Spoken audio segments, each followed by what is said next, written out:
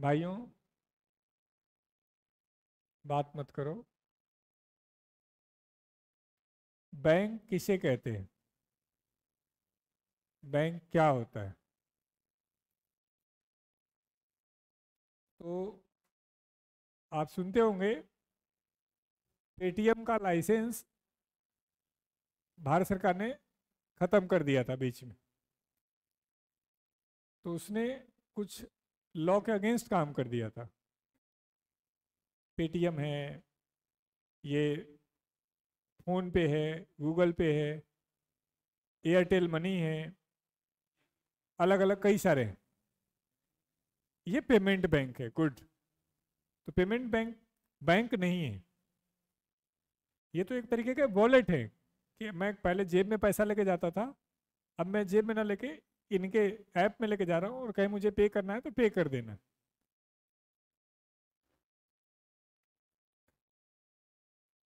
तो इनको हम कह सकते हैं एक फाइनेंशियल इंस्टीट्यूशन, वित्तीय संस्थान। जैसे आपने सुना होगा मुथूट बैंक। मुथूट क्या करता है? गोल्ड लेके पैसा देता है। सुना होगा शायद। कभी ऐसा सुना कि मैंने मुथूट बैंक में जाके पैसा जमा कर दिया? नहीं। यानी मैं मुथूट बैंक से सिर्फ लोन ले सकता हूँ, जमा नहीं कर सकता। पोस्ट ऑफिस में कभी सुना कि पोस्ट ऑफिस ने लोन दिया है? पोस्ट ऑफिस में सिर्फ क्या होता है? जमा होता है। तो मुथूट बैंक क्या कर रहा है? सिर्फ लोन दे रहा है। और पोस्ट ऑफिस क्या कर रहा है? सिर्फ जमा कर रहा है। जब कोई संस्था दोनों काम करने लगे, डिपॉजिट भी करने लगे और लोन भी देने लगे, तो ऐसी संस्था को क्या कहेंगे? बैंक। दोनों में से कोई एक काम कर रहे हैं तो आप वित्तीय संस्थान है, बैंक नहीं है। पेटीएम यही गलती करने लगा था। पेटीएम लोन देने लगा था, 5,000 10,000 इस तरीके का। तो आरबीआई ने पहले उनको मना किया कि भाई ये मत करो यार, क्योंकि पेटीएम का लिमिट, जो पेमेंट बैंक है उनमें 1 लाख रुपए से ज्यादा पैसा नहीं रख सकते आप। वो 3-3 लाख रुपया रखने लगा था। जितने फ्रॉड हुए उस बीच में, सब पेटीएम की मदद से हुआ। कोई केवाईसी फुलफिल नहीं करा रहा था और बड़े लेवल पे स्कैम चला। फिर आरबीआई ने 31 अक्टूबर लास्ट ईयर खत्म ही कर दिया पेटीएम को कि अब तुम्हारा पेमेंट बैंक का दर्जा भी खत्म। अब देखा करो, पेमेंट पेटीएम के वॉलेट में नहीं पैसा रख सकते आप सिर्फ ट्रांसफर कर सकते हैं। पहले पूछता था पेटीएम वॉलेट से ट्रांसफर करना है क्या, तो पेटीएम वॉलेट में पैसा ही नहीं है। अब सीधे बैंक अकाउंट से लिंक करके भेज सकते हैं। यदि आप यूज करते हो तो मेरी बात समझ पा रहे होंगे, नहीं यूज करते होंगे तो नहीं समझ में आएगा। अब पेटीएम वॉलेट वॉलेट नहीं है, अब सिर्फ ये नॉर्मल पेमेंट करने का एक माध्यम रह गया। पहले इनके पास भी पैसा हम रख सकते थे उनके वॉलेट में, अब नहीं रख सकते, लाइसेंस खत्म कर दिया उनको। तो पहला पॉइंट, बैंक क्या है समझ पाया? एक ऐसा संस्था जो पैसा देने और लेने दोनों का काम करता हो। कोई ऐसा संस्था जो पैसा सिर्फ जमा कर रहा है या सिर्फ दे रहा है, तो उसको हम वित्तीय संस्थान कहेंगे। इसकी जरूरत पड़ेगी जब मैं नाबार्ड पढ़ाऊंगा तब। बार बार एक क्वेश्चन पूछता है नाबार्ड बैंक है या क्या है, तो आप बोलते हैं वित्तीय संस्थान है। तो फिर पूछते हैं क्यों, या कभी पूछते हैं बैंक का मतलब क्या है। तो बैंक दोनों काम करेगा। कोई दिक्कत यहाँ तक? नहीं। अब है बैंक कब शुरू किए गए? तो बैंकों का इतिहास बहुत पुराना है। जब से हम हैं तब से बैंक है। पहले क्या होता था, पुराने काल में मंदिर ही बैंक का काम करते थे। मतलब हमने आपने मंदिर में जाके भगवान के नाम से चढ़ावा दिया, तो अब मंदिर के पास पैसा ज्यादा हो गया, तो मंदिर क्या करेगा? मंदिर लोगों को लोन देने लगा, और जो उसे ब्याज आता था उससे मंदिर अपने खर्चे पूरे करने लगा। तो इसीलिए देखोगे, जब विदेशी आक्रमणकारी आ रहे हैं तो मंदिरों पे हमला कर रहे हैं। आपको पैसा चाहिए तो आप कहाँ जाओगे? पेट्रोल पंप पे लूटने जाओगे, ज्वेलर के शॉप पे जाओगे, बैंक में जाओगे, किसी छोटे मोटे दुकान पे थोड़ी ना जाओगे आप। हालांकि अब तो वो भी खत्म हो गया, अब ऑनलाइन आने लगा तो स्थिति गंभीर हो गई। तो पहले कौन कर रहा है? मंदिर ये काम कर रहे हैं। लेकिन धीरे धीरे विश्व में थोड़ा थोड़ा ऑर्गेनाइज बैंक की शुरुआत हो गई। तो बैंक क्या होता है या कब शुरू हुआ, इससे पहले एक हेडिंग डालते हैं, टाइप्स ऑफ बैंक, बैंकों के प्रकार। बैंकों के प्रकार, पहला सेंट्रल बैंक,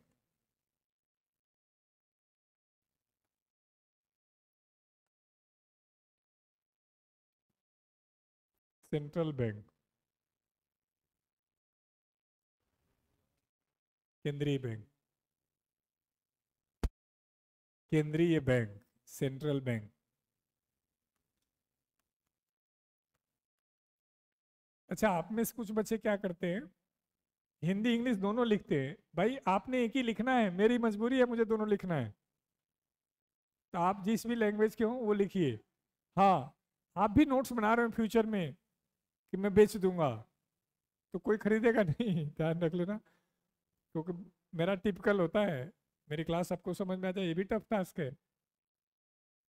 दूसरा कॉमर्शियल बैंक, व्यवसायिक बैंक। ओ राजकुमार, जो बात कर रहे हो, फिर मैं क्वेश्चन पूछ लूंगा, ध्यान रख लेना। एक चैप्टर में पूरा कर चुका हूँ।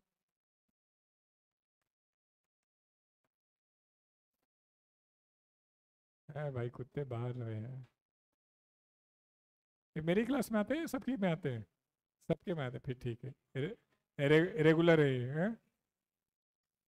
रीजनिंग वाले गुस्सा हो जाते हैं।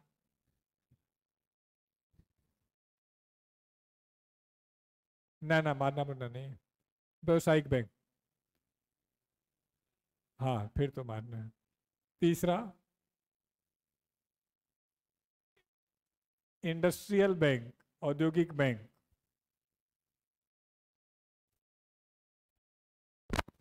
इंडस्ट्रियल बैंक, औद्योगिक बैंक। चौथा एग्रीकल्चर बैंक, कृषि बैंक। एग्रीकल्चर बैंक, कृषि बैंक।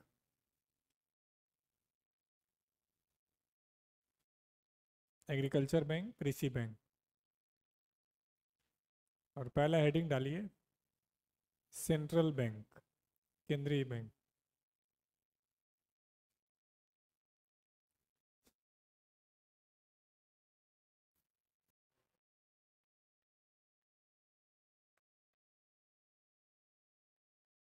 अब देखेंगे तो देश का, विश्व का कोई भी देश ऐसा नहीं है जहां पर सेंट्रल बैंक नहीं है। हाँ,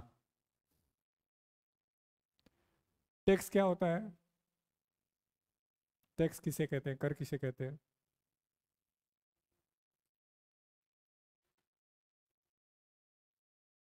यही बताया मैंने। चलो कोई बात नहीं, तो मुश्किल प्रश्न है। किस आर्टिकल में टैक्स का जिक्र है? अभी तो तीन लोग और खड़ा करने वाला हूँ, तो रिवीजन कर लेना। और पता है तुमको किसको खड़ा करने वाला हूं? मेरी तरफ, मेरी तरफ। वो तुमको गलत बताएंगे। हाँ, कोई बात नहीं, मेरी तरफ देखो। किस आर्टिकल में? चलो कोई बात नहीं, ये भी मुश्किल प्रश्न है। कोई बात नहीं। इनकम टैक्स एक्ट कब आया था? आयकर अधिनियम कब आया था?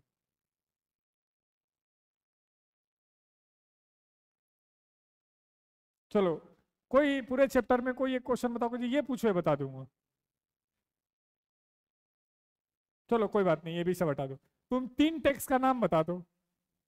डायरेक्ट इनडायरेक्ट सब हटा दिया। कोई तीन टैक्स का नाम बता दो कि जी ये तीन टैक्स मैंने सुने हैं जीवन। बैठ जाने का मैं। अब ये जान लो, उसी से दो तीन लोग और बात कर रहे, फिर मैं पूछूंगा। मस्ती करिए, अच्छी बात है, डिस्टर्ब मत करिए। हाँ, मैं कह रहा था सेंट्रल बैंक क्या होता है, तो लिख डालिए बैंक ऑफ गवर्नमेंट, सरकार का bank. Bank of government is known as central bank. सरकार का बैंक केंद्रीय बैंक कहलाता है। बैंक ऑफ गवर्नमेंट, सरकार का बैंक केंद्रीय बैंक कहलाता है? Bank of government.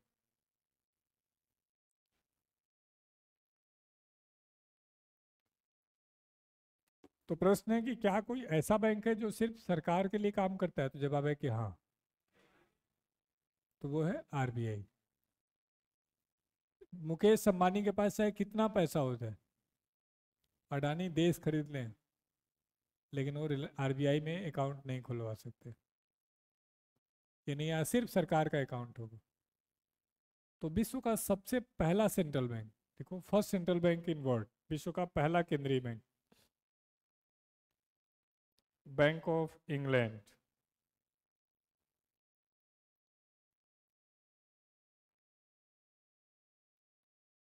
Bank of England, हाँ, विश्व का पहला bank, bank of England. Bracket में लिख लेना 1664, 1664, 1664, 1664। हाँ, 1664 में ये स्थापित किया गया।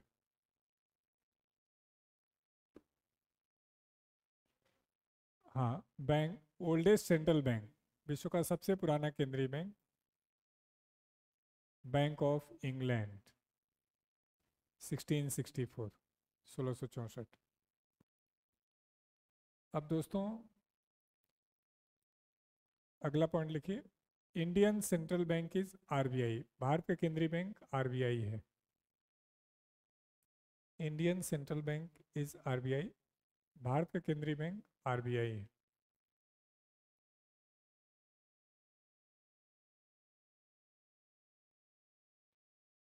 और हेडिंग डालो बच्चों आरबीआई। हाँ, वही आ रहे हैं, आरबीआई। अब पहला और बेसिक सा क्वेश्चन, आरबीआई का फुल फॉर्म क्या है? चलो ठीक है, तो आरबीआई का फुल फॉर्म हो गया reserve bank of India.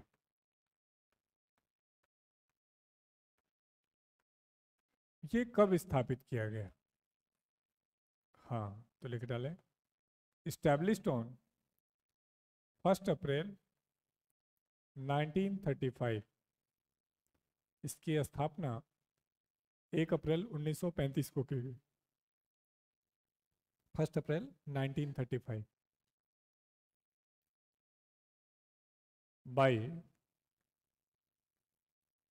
RBI act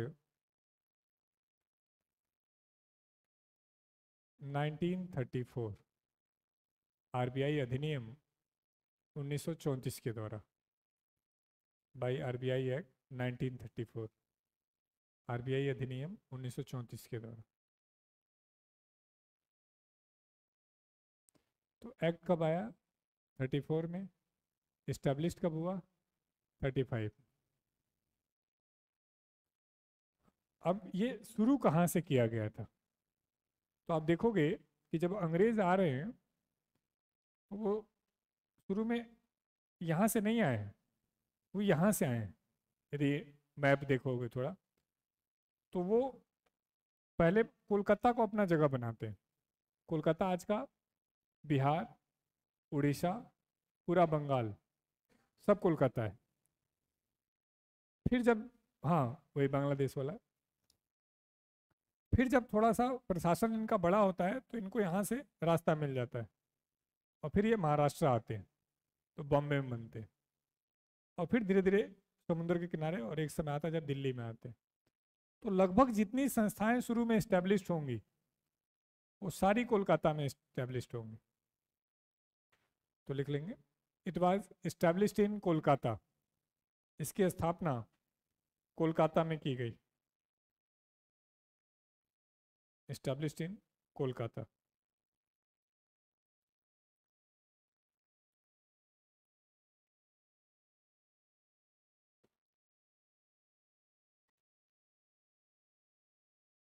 but, परंतु, है, कब हुई थी? बोले कोलकाता में कब स्थापित हुआ था? बताओ।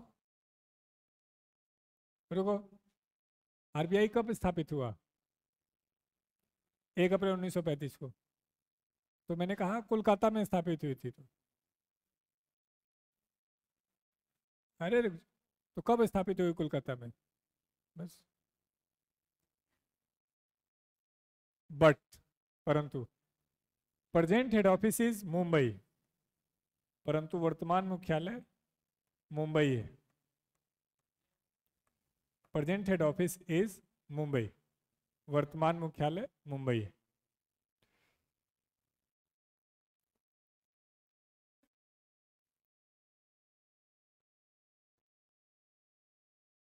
मुंबई।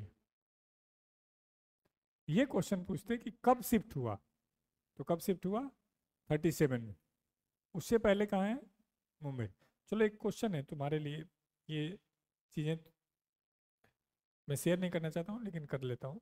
यूट्यूब पे किसी ने कमेंट किया भी, मैंने पूरा पढ़ा नहीं है तो लाइन से पढ़ रहा हूँ। सर हम आपसे कुछ पूछना चाहते हैं, आपसे हमारी फैमिली को इतना रुपया तो नहीं है कि वहाँ जाए, लेकिन मम्मी पापा को आपके बारे में बोले और आपका वीडियो दिखाए तो जाने का परमिशन दे दिए, लेकिन बोल रहे हैं कि इतना पैसा कहाँ से आएगा? बोल रहे हैं लोन लेके तुमको भेज देंगे। क्या हमें ऐसी हालत में सीजीएल करनी चाहिए? सर पढ़ाई में तो ठीक बोल सकते हैं, लेकिन पिछले 5 साल से मैथ नहीं पढ़े हैं, जिसके कारण ऑनलाइन क्लास में मैथ और इंग्लिश समझ में नहीं आ रहा है। बाकी सब्जेक्ट तो ठीक है, लेकिन सब्जेक्ट की स्पेलिंग इन्होंने गलत लिखी है। मेरा रीजनिंग तो एक बार ख़त्म कर दिए हैं, बस रिवीजन की ज़रूरत है। थोड़ा सा, थोड़ा की स्पेलिंग भी गलत लिखे हैं हिंदी में। सारी जानकारी आपको बता दिए हैं, बस अब आप बताइए। हमारी तरफ का हो गया। ऐसे हालत में क्या सही रहेगा कि लोन भी लें और सफलता भी हो जाए?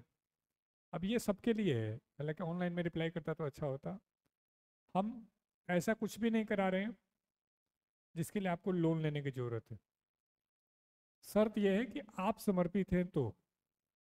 मुझे याद है लगभग 2 साल पहले कोई भैंस बेच के आया था, उसके घर में एक इनकम का साधन था भैंस का, और उसने कब मैंने भैंस ही बेच दी।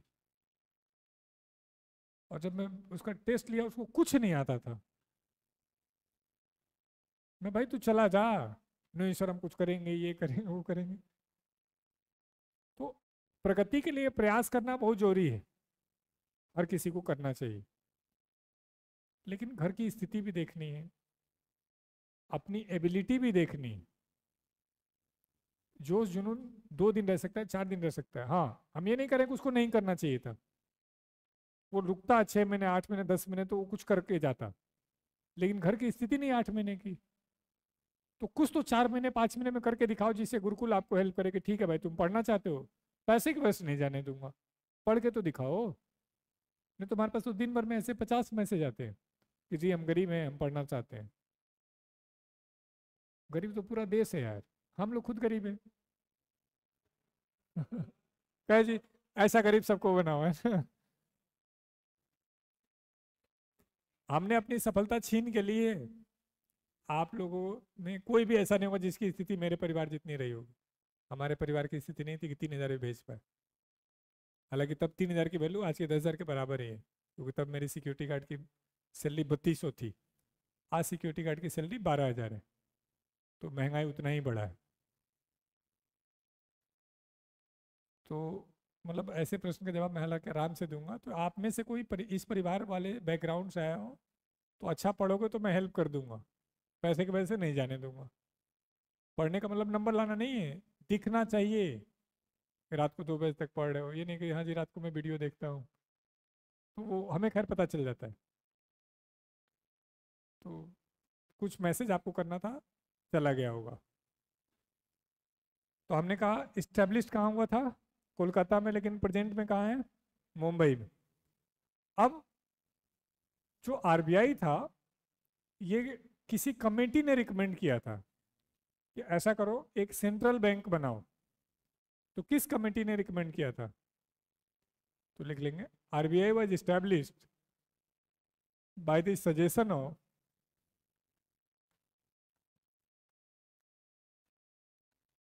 Hilton young committee. आरबीआई की स्थापना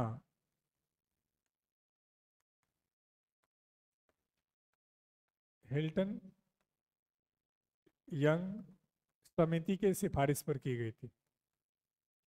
established by the suggestion of Hilton young committee. ये कमेटी बनी थी बैंक के रिफॉर्म के लिए। इन्होंने सजेशन दिया कि आपको क्या करना चाहिए, एक सेंट्रल बैंक बनाना चाहिए। तो इनके सजेशन को मान करके हमने आरबीआई को स्थापित कर दिया। एक क्वेश्चन कई बार आ चुका है कि किस कमेटी ने रिकमेंड किया था, तो किस कमेटी ने? हिल्टन यंग कमेटी ने। नहीं, ये तो नहीं आएगा, बाकी आने को आया कुछ भी सकता है। अब हो गया कि आरबीआई का जो हेड होता है उसको हम क्या कहते हैं? गवर्नर। तो आरबीआई का पहला गवर्नर, तो लिखो first governor of RBI.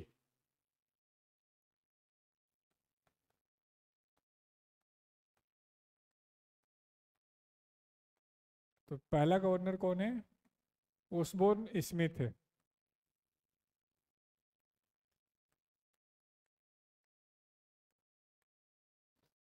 Sir Osborne Smith, first governor of RBI. Osborne Smith है।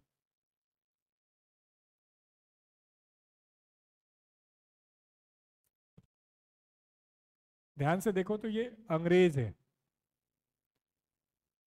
तो पूछ सकता है पहला भारतीय गवर्नर। यस, तो लिख लेंगे first Indian governor.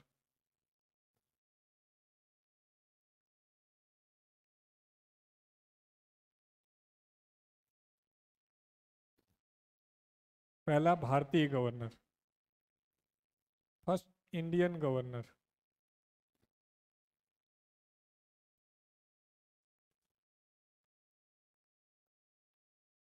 CD Deshmukh.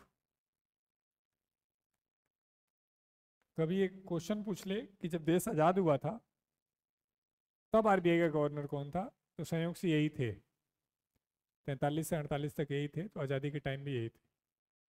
आगे चल के बताएंगे हम कि भारत में जो बजट की शुरुआत हुई थी तो सारा का सारा बजट का स्पीच जो आता था इंग्लिश में आता था। ये भारत के पहले व्यक्ति हैं जिन्होंने बजट का स्पीच हिंदी में दिया था, जबकि खुद साउथ इंडिया ने हिंदी में कैपेबल नहीं है। तो हमारे काम का क्वेश्चन क्या हो गया कि फर्स्ट इंडियन गवर्नर, तो हमने कहा सीडी देशमुख। अब एक क्वेश्चन बनेगा प्रेजेंट गवर्नर ऑफ आरबीआई कौन है? अभी मॉडर्न नेम है इनके नाम से, आपका हमारा नाम भी होता है। हाँ बोलो बोलो, ठीक बोल रहे हो।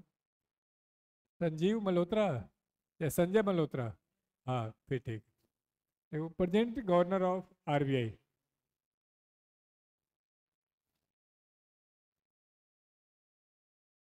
आरबीआई के वर्तमान गवर्नर संजय मल्होत्रा। संजय मल्होत्रा कौन से नंबर के हैं ये? हैं? हाँ ब्रैकेट में लिख लो 26। देखो जनरली जो गवर्नर का टाइम पीरियड होता है वो होता है 5 साल। 5 साल, लेकिन सरकार के पास ऑप्शन होता है कि नहीं, एक्सटेंड नहीं कर सकते, कि 3 साल बाद उसको डिसकंटिन्यू कर सकती है। जैसे एक व्यक्ति हैं जो मोदी जी का विरोध करते रहते हैं, जिनको मोदी जी ने हटाया था अभी, क्या नाम है, कि रघुराम राजन, उनको इसी के तहत हटा दिया था 3 साल बाद। तो कांग्रेस खेमे ने उनको एस्टेब्लिश मतलब नियुक्त किया था, तो उनका मानना था कि ये गलत है। तो अभी देखोगे मोदी कुछ भी कर दें, क्या मतलब अमृत बांट दें जनता को, तो कह देंगे नहीं नहीं कम बांटा है, अच्छे से बांट सकते थे। सैलरी किसी भी ऐसे पोस्ट के लिए हाईएस्ट होती है 2,25,000 होती है, जितने सेक्रेटरी और इस तरीके की चीज़ें होती है। है, ये तुम ठीक कह रहे हो, 2.5 होता है, मैं गलती करता। कल इस बात में हमारा एक कन्फ्यूजन हुआ, जो हमारे वहाँ ये नियुक्त हुआ, कल वो रिटायर हुए थे हमारे डिपार्टमेंट के, तो वहाँ 2.25 था, तो मैंने ये कहा कि नहीं 2.5 होती है, 2.5 है क्या। एक होता है सार्क और एक और होता है, तो कल रिटायर हुए थे, तो एमईए के ही थे, बांग्लादेश में मैं था कल। तो वहाँ मुस्लिम कंट्री में क्या होता है, फ्राइडे सैटरडे छुट्टी होती है और संडे वर्किंग डे होता है। तो कल उनकी सैलरी बन रही थी, तो वहाँ पे डिस्कस कर रहे थे। आरबीआई के गवर्नर में एक गवर्नर, 4 डिप्टी गवर्नर, ये 5 लोग मिल करके सारा काम कर रहे होते हैं। देश में सभी की नियुक्ति कौन करता है, राष्ट्रपति। लेकिन राष्ट्रपति ऐसा करते समय किससे सजेशन लेते हैं, प्रधानमंत्री से। तो ये वाला पार्ट कहाँ चला जाएगा, पॉलिटी में। लेकिन हाँ, मान लें आप हमसे पूछे ही कि नहीं आरबीआई के गवर्नर को कौन अपॉइंट करता है, तो राष्ट्रपति ही नियुक्त करते हैं। बल्कि आपको एक दिमाग में रखना है, सेंट्रल लेवल पर सभी की नियुक्ति राष्ट्रपति करते हैं। सिर्फ राष्ट्रपति 2 लोगों की नियुक्ति नहीं करते हैं सेंट्रल लेवल पे, नहीं नहीं उनकी भी करते हैं, पीएम की भी वही करते हैं, सब। सिर्फ 2 लोग की नहीं करते हैं, जजेस की भी वही करते हैं। जैसे स्टेट में सभी की नियुक्ति गवर्नर करता है, लेकिन गवर्नर की नियुक्ति प्रेसिडेंट करते हैं। है राजकुमार, नहीं उसको भी राष्ट्रपति। कोई बात नहीं, जो लोकसभा का स्पीकर और डिप्टी स्पीकर होता है उसको राष्ट्रपति नहीं करते। जो राज्यसभा का चेयरमैन और डिप्टी चेयरमैन होता है उसको राष्ट्रपति नहीं करते। यानी लोकसभा राज्यसभा के अंदर कुछ होगा तो उसमें राष्ट्रपति का रोल नहीं होगा, उसके बाहर कुछ भी होगा तो सभी की नियुक्ति कौन करेंगे, राष्ट्रपति करेंगे। ये डिटेल पॉलिटी में आप पढ़ेंगे, बस वैसे मैंने एक लॉजिक दे दिया ताकि ये ना हो कि सर आपने लिखा है नहीं कि राष्ट्रपति नियुक्त करते। मैंने कहा सभी की नियुक्ति राष्ट्रपति ही करते हैं। अब आरबीआई कितने पैसे से शुरू किया गया था, 5 करोड़ रुपए से। लिख लेंगे, RBI was established by the capital of 5 crore. RBI की स्थापना 5 करोड़ की पूंजी से की गई थी। 5 करोड़, हाँ। आरबीआई स्टैब्लिश्ड, आरबीआई की स्थापना 5 करोड़ रुपए से की गई थी। RBI established by the capital of 5 crore. RBI की स्थापना 5 करोड़ रुपए से की गई थी। Established by the capital of 5 crore, 5 crore रुपए से की गई थी। पहले जो था, आरबीआई जब आया तो इसको शेयर मार्केट में लॉन्च किया गया। 5 लाख हिस्से बनाए गए और एक शेयर का रेट रखा गया 100 रुपये। आपके पास 1000 रुपये है तो आप 10 शेयर खरीद लीजिए। आपके पास 1 लाख है तो आप 1000 शेयर खरीद लीजिए या 10,000 शेयर खरीद लीजिए। तो इसका मतलब क्या है कि जो आरबीआई बना था वो सरकार ने नहीं बनाया था, लोगों ने बनाया था। इसका दूसरा मतलब क्या है कि जब अंग्रेज गए हैं तो भी इसके मालिक वही हैं। बाद में भारत सरकार ने इसे अपने कंट्रोल में किया है। तो जब किसी संस्था को भारत सरकार अपने कंट्रोल में करती है तो इस घटना को हम नेशनलाइजेशन कहते हैं, राष्ट्रीयकरण कहते हैं। तो ये बार बार आता है कि आरबीआई का राष्ट्रीयकरण कब किया गया, तो लिख डालें नेशनलाइजेशन ऑफ आरबीआई, आरबीआई का राष्ट्रीयकरण 1 जनवरी 1949, 1 जनवरी 1949, 1 जनवरी 1949, 1 जनवरी 1949।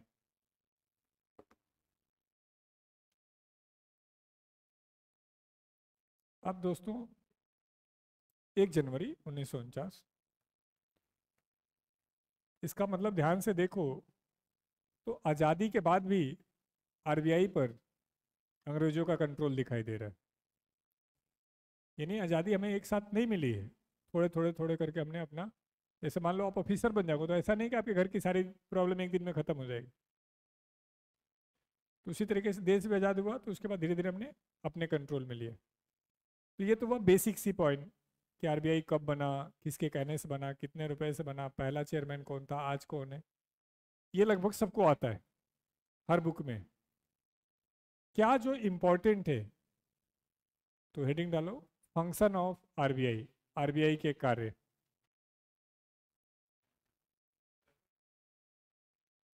सब भारत सरकार ले गई। अब जब तुम गांव में तुम्हारा कोई जमीन कब्जा करके रखा हुआ है तो ऑफिसर बनने के पहले क्या करोगे? बनने के बाद पहले वो घर खाली करवाओगे, वहाँ नियम आदर्श की बात नहीं होगी। तो हाँ, कह रहे जी मैं तो इतना सक्षम हूँ कि हम ही कब्जा कर लें, तो अच्छी बात है। तब तुम्हारे लिए कुछ और एग्जाम्पल है, तुम किसी का कब्जा करना चाहते हो, तुम्हारी बंदी को कोई और लाइन मार रहा है, तो कह जी वो भी नहीं कर सकता, मेरे पास बंदी ही नहीं है। फंक्शन ऑफ आरबीआई, आरबीआई के कार्य बताओ बच्चों, आरबीआई क्या क्या कार्य करती है? एक एक करके। हाँ, विदेशी मुद्रा भंडार रखती है, गुड। नोट बनाती है, चलो। लोन भी देती है, मॉनेटरी पॉलिसी जारी करती है, गुड। हाँ, गोल्ड रिजर्व रखती है, बहुत अच्छा। Control money supply, good. सारे बैंकों को रेगुलेट करती है। चलो पहला काम लिखते हैं, ये डिटेल पढ़ना है। RBI is responsible for issuing of currency in India. RBI Bharat में मुद्रा जारी करने का कार्य करती है। Issuing of currency in India. अब ये एक टॉपिक है जो हमें लगभग 1-1.5 घंटे सीखना है। नोट कैसे जारी होता है, क्या तरीका है, क्यों नहीं ढेर सारा छाप करके सारी गरीबी दूर कर दे रहे हैं, बेरोजगारी है, लोग लड़ झगड़ रहे हैं, एक दूसरे को मार रहे हैं, फिर भी सरकार नोट बांट के दे क्यों नहीं दे रही? तो ऐसे ढेर सारे प्रश्नों का जवाब मिलेगा। तो पहला और बेसिक सा क्वेश्चन, क्या आरबीआई कितने भी नोट छाप सकती है? ठीक, तो जवाब है कि छाप सकती है। तो प्रश्न है छाप क्यों नहीं दे रही है? जब आप कोई काम कर सकते हैं तो कर क्यों नहीं दे रहे हैं? तो कहने का मतलब है कि यदि छाप देंगे तो मनी की वैल्यू हो जाएगी खत्म, महंगाई बढ़ जाएगी, रुपए की वैल्यू जीरो हो जाएगी। जैसे मान लो सबके पास 1-1 लाख रुपए है मिनिमम, और ये एक पेन है, एक ही है, और सबको जरूरत है, क्योंकि पैसा सबके पास है तो बनाएगा कोई नहीं। तो अब इस पेन की मिनिमम कीमत कितनी होगी? नहीं नहीं, मिनिमम मिनिमम 1 लाख तो होगी ही होगी, क्योंकि सबके पास 1 लाख तो है ही।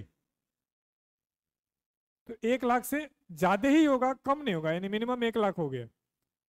अब ज्यादा कितना हो सकता है, ये डिपेंड करेगा कि सबसे ज्यादा किसके पास है। तो यदि ज्यादा नोट छाप देंगे तो यही चुनौती आ जाएगी, किसी चीज की कीमत कीमत नहीं रह जाएगी, उच्च कीमत हो जाएगी, और इस उच्च कीमत को ही क्या कहते हैं? महंगाई। जैसे एक अच्छा एग्जाम्पल है जिम्बाब्वे। सुना हो आपने इनके बारे में? जिम्बाब्वे के जो, बताया था क्या? नहीं, जिम्बाब्वे के जो राष्ट्रपति थे रॉबर्ट मुगाबे, ये जीके का एक फैक्ट है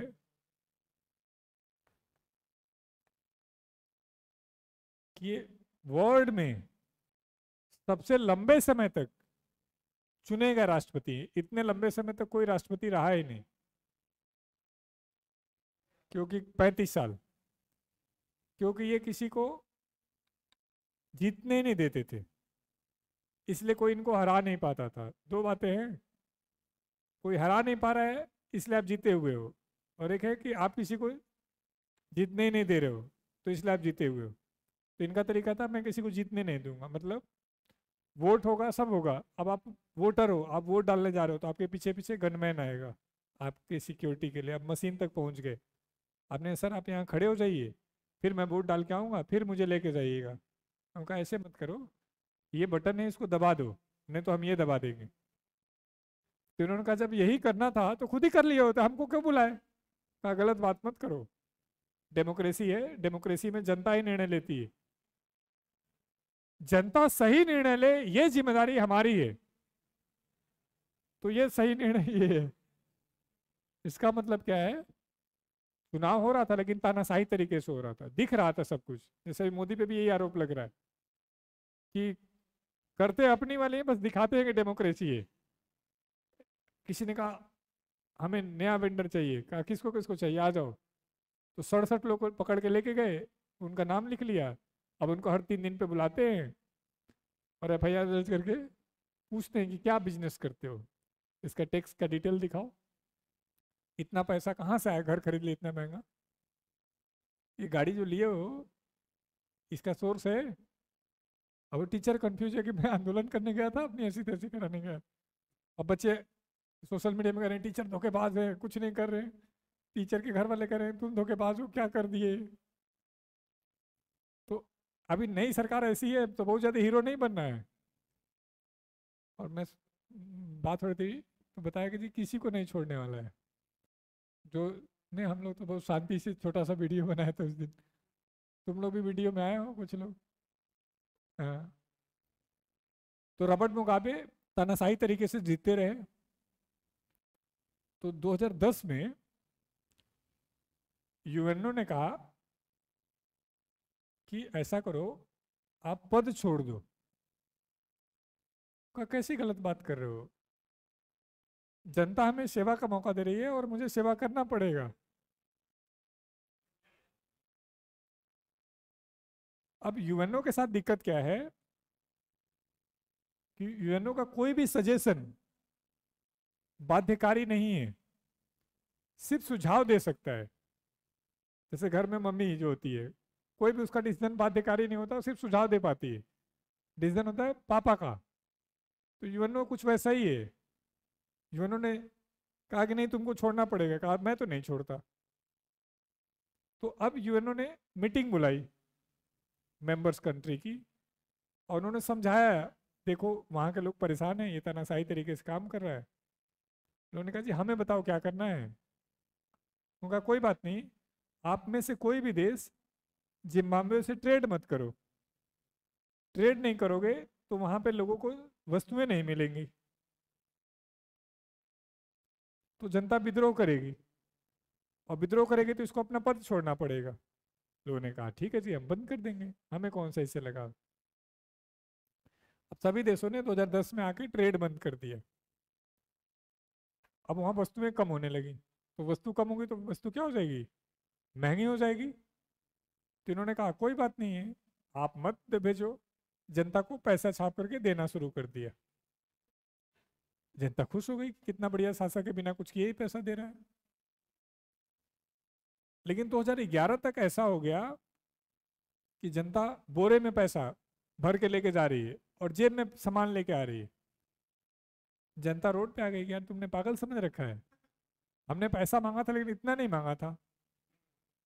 कोई बात नहीं, आज से आपका सबसे छोटा नोट $10 लाख का, हर कोई करोड़पति हो रखा, अरबपति है, लेकिन खाने के पैसे ही नहीं है। 2012 तक आते आते बच्चों स्थिति ऐसी हुई थी कि ठंडी लग रही है तो लोगों के पास लकड़ी खरीदने के लिए, बिजली का बिल देने के लिए पैसा नहीं है, तो लोग पैसे को जला करके गर्मी ले रहे। और भाइयों 2013 में फाइनली इसको भागना पड़ा और अब तक जिम्बाब्वे की स्थिति सुधर नहीं पाई। अभी भी देखा करो मैच होता है जिम्बाब्वे में तो स्टेडियम में नहीं होता है क्रिकेट वाला, बागान में होता है जो इंटरनेशनल मैच होता है। जिम्बाब्वे कह रहा है कि आप लोग आओ हमारे में कुछ भी करो लेकिन हमारी स्थिति सुधारो, क्योंकि स्थिति सुधारने के लिए पैसे का सर्कुलेशन होना जरूरी है। कोरोना काल में क्या हुआ, कभी ध्यान दिए? जिसके पास पैसा था वहीं रुक गया। तो जब पैसा रुक जाएगा तो ग्रोथ रुक जाएगा। मान लो इन्होंने 10 रुपए मुझे दिया फीस के रूप में, तो मैं उसमें से 2 रुपए अपना प्रॉफिट कमा के 8 रुपए कहीं और खर्च करूंगा। फिर जिसके पास 8 गया वो 1 रुपया और रखेगा, और इस तरीके से 2 रुपए 2 रुपए करके मेरे पास सरप्लस हो जाएगा। फिर मैं उसको कहीं और लगाऊंगा, फिर जिसके पास 8 गया था वो कुछ सरप्लस हो जाएगा, और इकोनॉमी तेजी से चलती है। कभी ये महसूस किए कि गांव की इकोनॉमी में अमीर लोग कम होते हैं, शहर की इकोनॉमी में अमीर लोग ज्यादा होते हैं? क्यों? जितना तेज मनी का सर्कुलेशन होगा उतना ज्यादा लोगों को बीच में प्रॉफिट मिलेगा। गांव में क्या है, सर्कुलेशन कम है, तो इसलिए वहां प्रॉफिट कम है। शहर में क्या है, सर्कुलेशन बहुत ज्यादा है, सुबह उठने से लेकर रात को सोने तक कुछ ना कुछ बिजनेस चल रहा है। कोई आइसक्रीम, कोई कुछ बेच रहा है। तो जिम्बाब्वे को इस चीज से पीछे हटना पड़ा। तो पहला पॉइंट जो था वो समझाना था कि क्या कितना भी नोट छाप सकते हैं? तो जवाब है कि हाँ हाँ हाँ हाँ। फिर रिपीट कर रहा हूँ, क्या छाप सकते हैं? जवाब है कि हाँ। फिर प्रश्न है कि छाप क्यों नहीं दे रहे हैं? तो छाप देंगे तो प्रॉब्लम घटने के बजाय बढ़ जाएगी। तो यहाँ तक कोई दिक्कत नहीं। अब दूसरा प्रश्न है कि नोट छापते कैसे हैं, मॉनेटरी सिस्टम काम कैसे करता है, वो सीखते हैं। तो देखो, हमने कहा था लिखना मत अभी। 1 अप्रैल 1935 को आरबीआई की स्थापना की गई, और 31 दिसंबर 1948 तक आरबीआई पे किसका कंट्रोल था? ब्रिटिशर्स का।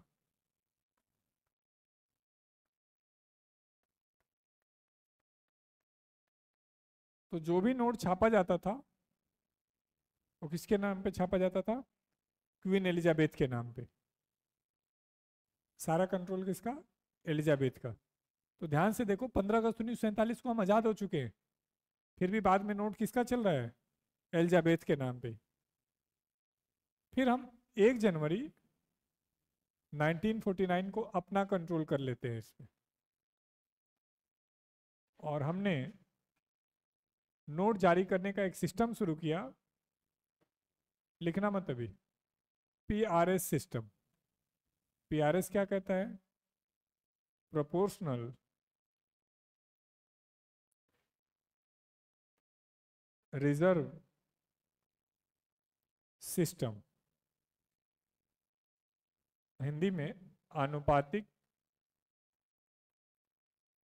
आरक्षित प्रणाली। आनुपातिक आरक्षित प्रणाली। ये क्या कह रहा है कि जब जब आपको नोट बनाना हो तब तब आपको गोल्ड को रिजर्व रखना होगा। कितना परसेंट? 40%। मान लो देश को 1 करोड़ रुपया छापना है, तो 40 लाख का गोल्ड क्या करना होगा? रिजर्व रखना होगा, आरक्षित रखना होगा। 10 करोड़ रुपए छापना है तो 4 करोड़ रुपए का क्या करना होगा? गोल्ड रखना होगा। लेकिन ध्यान से देखो तो इस सिस्टम में एक प्रॉब्लम है। क्या? जैसे जैसे इकोनॉमी आगे बढ़ेगी, रुपए की डिमांड बढ़ेगी, जनसंख्या बढ़ेगी, वस्तुएं बनेंगी, तो कई बार ऐसा लगने लगा कि यदि हम आगे बढ़ेंगे तो गोल्ड नहीं होगा तो नोट नहीं छाप पाएंगे। और सच्चाई भी यही है। तो सरकार ने क्या किया? 31 मार्च 1956 को इस सिस्टम को रोक दिया, और उसकी जगह 1 अप्रैल 1956 को एक नया सिस्टम शुरू किया, जिसे हम क्या कहते हैं? MRS system. और वो सिस्टम बच्चों आज तक काम कर रहा है। एमआरएस सिस्टम क्या कहता है कि बार बार गोल्ड रखने की जरूरत नहीं है, एक बार रख लीजिए और उसके बाद जितना नोट जरूरत है छापिए। जैसे दो तरीके हैं, एक तो मैं हर महीने आपसे सिक्योरिटी लेता रहूं थोड़ा थोड़ा करके, और दूसरा तरीका है कि एक बार शुरू में 3,000 ले लिया, तो किस में आसानी है, हर महीने थोड़ा थोड़ा करके लेने में या एक बार में 3,000 लेने में? एक बार में 3,000 लेने में टेंशन फ्री हो गए, अब सिर्फ फीस का टेंशन रह गया महीने का। तो मिनिमम रिजर्व सिस्टम में क्या कहा गया कि 200 करोड़ रुपया रख लो रिजर्व। इस 200 करोड़ में 115 करोड़ का गोल्ड और 85 करोड़ का फॉरेन रिजर्व, डॉलर, पौंड, विदेशी पैसा, और जितना मन करे उतना नोट छाप लो। अब यहाँ पे क्वेश्चन क्या क्या बनेगा, नोट जारी करने का कौन सा सिस्टम कार्य कर रहा है? MRS system. एमआरएस सिस्टम कब आया था? एमआरएस सिस्टम में कितना रिजर्व रखा गया है, कितना गोल्ड रखा गया है, कितना फॉरेन रिजर्व? एमआरएस का फुल फॉर्म क्या है? एमआरएस से पहले क्या चलता था? पीआरएस का फुल फॉर्म क्या था? कब तक चला? 31 मार्च 1956 तक। कितना गोल्ड रखना था? यही सब क्वेश्चन आया हो। तो एक बार ये बनाओ, फिर कुछ मैं क्वेश्चन पूछूंगा। हाँ हाँ, इसको हटा दो, ओके।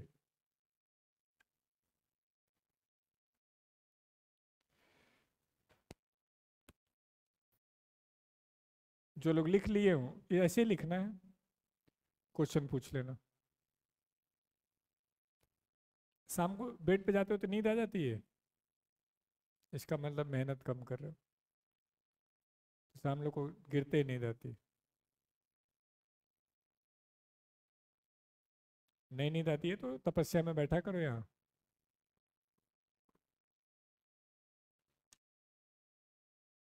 मतलब जीवन में ये तो रहे कि मैंने खूब मेहनत किया था, इसलिए आज मुझे ये मिल रहा है।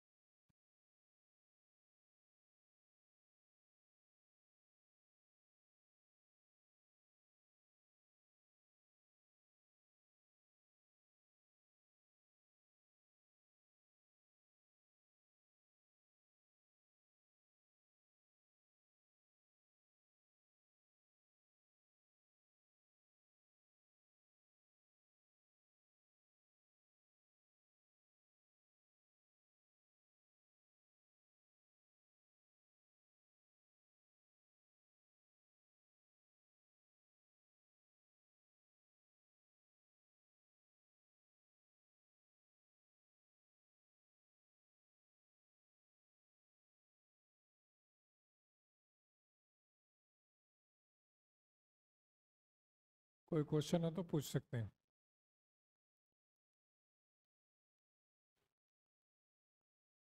5 सितंबर के लिए कोई शायरी, गीत, संगीत तो अपना तैयार करके रखिएगा। दूसरे कैंपस से बच्चे आएंगे। 5 तारीख को हर कोई रेडी होके आएगा, ये बनियान में, हाफ पैंट में एंट्री नहीं होगी, ध्यान रख लेना। नहा धो करके बढ़िया, जैसे एडमिशन वाले दिन स्मार्ट बन के आते हो वैसे आना है राजकुमार।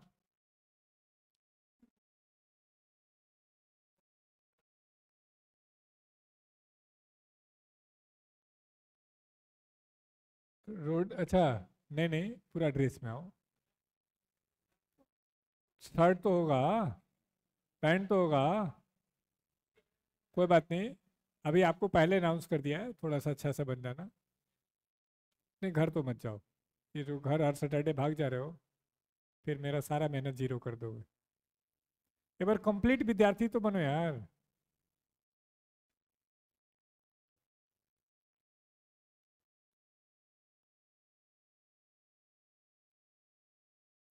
अपने आप से प्रश्न पूछना कि 1 साल बाद, 1.5 साल बाद कहाँ देखना चाहते हो, तो आपके बहुत सारे प्रश्न के जवाब खुद ढूंढ लोगे। हाँ, बहुत ही अच्छा, बैठो। किसी भी कार्य का मुख्य उद्देश्य क्या होता है अर्थव्यवस्था में? प्रॉफिट जनरेट करना। तो बैंक का मुख्य उद्देश्य क्या हो गया? लाभ कमाना। कोई बात नहीं, हाँ। बैठ के ऑफिसर बैठ के बात करते हैं, हाँ।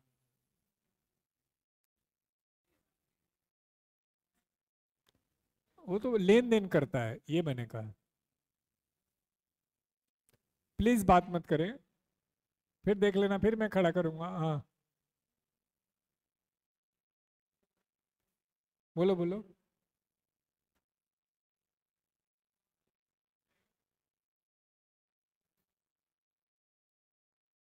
अभी इन सब प्रश्नों का जवाब जब और एक दो कार्य बता दूंगा तो पूछना। अभी के लिए बैंक का एक कार्य बताया है। बैंक बहुत सारे कार्य करता है। मेन उद्देश्य सिर्फ लाभ कमाना है, इसके अलावा कोई कार्य नहीं। भाइयों, तुम क्यों पढ़ रहे हो? देश सेवा के लिए पढ़ रहे हो? नहीं। हम सबको जीना पड़ेगा, तो जीने के लिए कुछ आर्थिक जरूरतें हैं, तो उसके लिए कार्य करना पड़ेगा। तो जैसे इस कॉलेज के मालिक ने डिसाइड किया कि मैं रेंट पे अपना जीवन चलाऊंगा। किसी ने हमारे वहां डिसाइड किया कि मैं तो एम्प्लॉय बन के काम करूंगा। किसी ने डिसाइड किया कि एम्प्लॉयर बन के काम करेगा। किसी ने कहा कि मैं तो गवर्नमेंट एम्प्लॉय बन के काम करूंगा। लेकिन मुख्य आधार क्या है? जीवन को बेहतर तरीके से, सम्मानपूर्ण तरीके से चलाना। तो सम्मानपूर्ण तरीके से चलाने के लिए आर्थिक संसाधन चाहिए। तो कोई ज्यादा संसाधन एकत्र कर लेगा तो ज्यादा सुविधा संपन्न होगा। कोई बेसिक जरूरत तक रह जाएगा तो उसी में उलझा रह जाएगा। तो बैंक नहीं, किसी भी संस्था का मुख्य उद्देश्य आर्थिक लाभ प्राप्त करना ही होता है। हाँ, वो साथ में दिखा दे कि मैं समाज की भलाई का कार्य कर रहा हूँ, तो ये अच्छी बात है। जैसे खान सर का मुख्य उद्देश्य क्या है? खान सर एक हमारे फील्ड में टीचर हैं, तो उनका मुख्य उद्देश्य क्या है? भलाई करना, पढ़ाई करना। तो इस तरीके के लोग रहेंगे तो बेहतर है। नहीं तो कुछ लोग कॉरपोरेट भी बनाए। बैंक गवर्नमेंट भी होते हैं, तो गवर्नमेंट प्रॉफिट के लिए नहीं करती है क्या?